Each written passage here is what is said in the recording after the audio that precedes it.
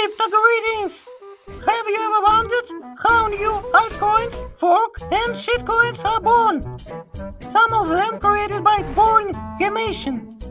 Previously, it was natural and normal for Cryptoworld, although it is too corny and not sexy. For now, the real shitcoins appear as the fruit of great and pure love, although it is group love and especially perverted. This orgy involves developers of the new crypto token, large whales investors, and crypto hamsters who act as the object of that perverted love with elements of BDSM. Crypto hamsters get successfully screwed by developers and whales. They get screwed inventively and with imagination. This orgy even got its own name, ICO, Initial Coin Offering. Technically, the process looks like this. The developer decided to collect money for the Lambo.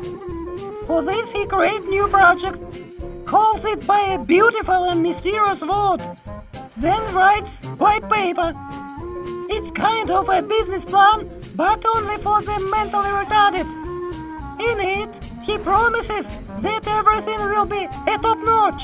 His shitcoin is a new Bitcoin, which will cost fucking pile of money. Then he summons his homies and friends investors, and he tells them, I'm about to release a fucking ton of tokens, of which half I will keep for myself, but will sell you cheaply with a 50% discount, and the rest will go to crypto hamsters for both chicks at a high price. As soon as I finish collecting the money from hamsters, we together dump the tokens at the ICO price. The hamsters that did not purchase our shit tokens on ICO greedily will buy it on the exchanges. And then we'll wait years for the to the moon. We are buying the Lambos, islands, and the crypto slots. But for the successful implementation of the plan, we need one thing. We need a photo with Vitalik. In the traditional economic model, if a reputable company suddenly wants to increase its capitalization, namely to attract money from investors and bring their shares to the exchange, it must take a very long way until the inspection and state financial control authority will allow to hold IPO, initial public offering. All this costs a lot of money, but at least partially protects the interests of investors. In Cryptoworld reigns the Wild West. To fuck up investors here is in the order of things.